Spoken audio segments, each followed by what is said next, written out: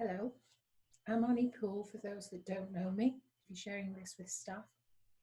And I have a coaching business called Simply Being Coached. And adjacent to that is my schoolwork, which is Head Teacher Leadership Services.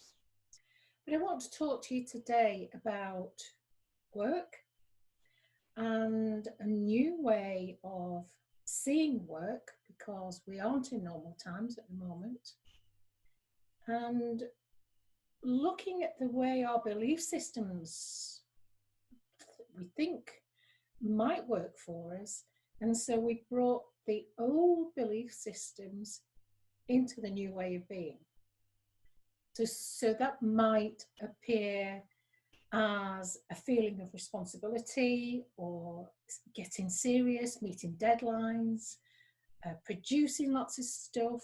This is the way I do my job, that kind of sense.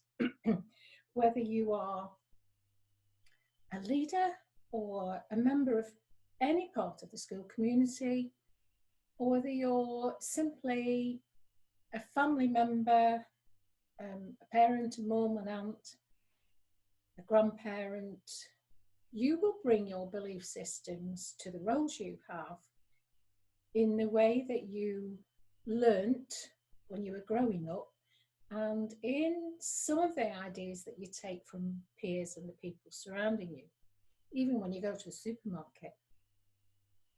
And so my belief system, and I went to work in a local greengrocer's when I was 13 and a half.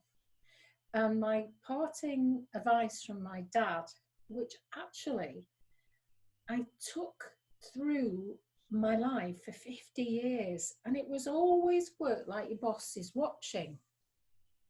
So get down, get working, and work as hard as you possibly can. That was my work ethic. So I was serious, I was focused, I was analytical without any awareness that I was carrying that belief system. And actually, that belief system didn't really belong to who I was. So this thinking, this kind of Victorian drive, yes, it helped me to be successful and to get on with life, but it also caused me to overwork and to get really tired, and often to be poorly at the end of term. Now, some people might have a different kind of laissez-faire feeling about it. And again, that's another belief that they've adopted, that work is mañana, we'll do it tomorrow. And in a sense, it's all of those things if we are operating it from our own thinking system and not from all those beliefs and values that we took on board as we were growing up. So as I said earlier, our current work is far from being normal. And yet here we are in this strange land, in this in-between space. And this might be a great opportunity to actually look at the way you see your work and be open to seeing it differently.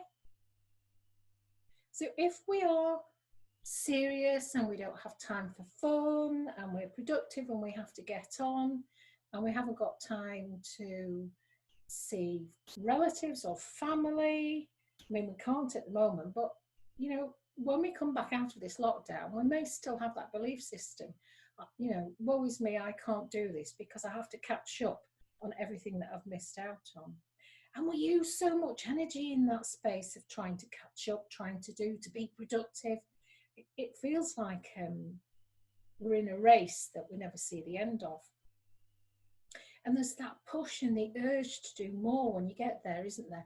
You know, this morning I'll create 3 hurdles for myself. I'll design a whole new way of being for year 6, or I'll redesign a rota for the cleaners in school, or I'll start to plan the school development plan for the next 3 years. Well, hang on a minute. Just pause. Just pause and listen to this for 5 minutes and then go and do it. So if we have a lack of awareness that the way we create our internal not external, our internal thinking system impacts the way we are at work, the way we are in our relationships, you know, whether they're romantic or work relationships or family relatives, the way we are in life is all impacted by the state of our thinking in the moment. Wow. If you really see that, that's a huge game changer. Because if you do, you'll see that your thinking's not supporting you if you're driving it and pushing it. So you've heard me say this before, most of you. We have a thought, we believe it, we feel it, and we act on it. We might have that thought on the once a week way to the supermarket, and we might have a conversation with somebody in the distance queue. Or it may be, you know, we're making a drink in the staff room and we hear somebody's opinion of something. And so we feel it and we act on it. We either go, yeah, I don't think I feel that. Or we go, ooh, hadn't thought of that. I hadn't thought to blame my tiredness on the new policy of marking or those new textbooks. I hadn't thought about that until that member of staff and all those other three that joined in the conversation said it. So if they've said it out loud, it must be true. Is it? Because by now, we're focusing on kind of like 4 or 5 different people's resistance. So we've got our own doubt, maybe some insecurity about the way we are in our job. And so we're looking and kind of mining for other people who might feel similar. And when we don't see where our thinking is being directed in the moment by us, and we don't see that we are actually almost disoning up other people's states of mind, mixing them in with ours until we get into a place of overwhelm. We don't see that. So we proceed like we always do, blaming it on circumstances, blaming it on workload, blaming it on all the external factors that we can think of. But what if there's another way to be? Wouldn't you like to find it? Wouldn't you like to find freedom of mind and easier space to work in from now on? Because we're all in the unknown together. And the way we use our thinking impacts our work, it impacts our relationships, all of them, including partners, family, friends, colleagues, children in our class, youth that we know. And there's a huge opportunity here. I remember visiting a head teacher, and he didn't even say hello, because there was so much content and belief in his thought system when I entered the room for the coaching session that he just had this major outpouring for 45 minutes. And I know sometimes when you have a conversation with somebody else, that you think maybe the content of that conversation is really important. And actually, the most important part of being in a conversation is just being present and not judging and not jumping into fix and not colluding. Yes, I believe that.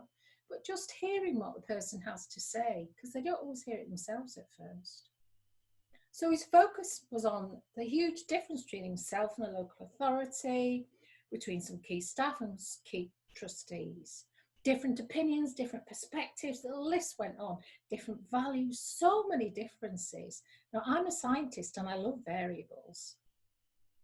But if I'm going to change any, then I'll step back and I'll focus on one at a time. Well, the good news is this sense of overwhelm isn't like the weather where it just appears, or, you know, it can be glorious sunshine and then it can be rain, and in our country it can snow as well. It's not like that. So how do we manage so many differences and try and be on top of our job? How do we manage new rotas? How do we focus on what needs doing in this state of flux? How do we try and be on top of everything And how do we try and connect? Maybe when we've had to social isolate ourselves for longer than the school has been, um, only allowing key work for children in. How do we do that? Because how do we feel that core connection, that single variable that will really help us to see what work is? Work is not the content of our thinking. The work is actually in being open minded and stepping back, because it's in that ease and stepping back place that you find the clarity of what to do next, rather than continuing to push that great big slab uphill against the flow of the river, or rather than dragging with you the hundreds of belief systems that you've always had. So there's one simple, single thing to look at this week. How many assumptions do you have about work? And are they true? Because I know my dad's advice seemed great when I was 13. Work like your boss is always watching. But when I got to be the boss in my late 30s, who was watching me then? Me. And I couldn't get away from me. So I drove myself incessantly. And I drove myself towards burnout. That's not a good place to be. Using all our energy up on a belief system. Just be having a look at your assumptions. Take 5 minutes. Take some time out and space of your day. And just see what bubbles to the surface. More on work next week. Thanks for listening. Take care. Bye.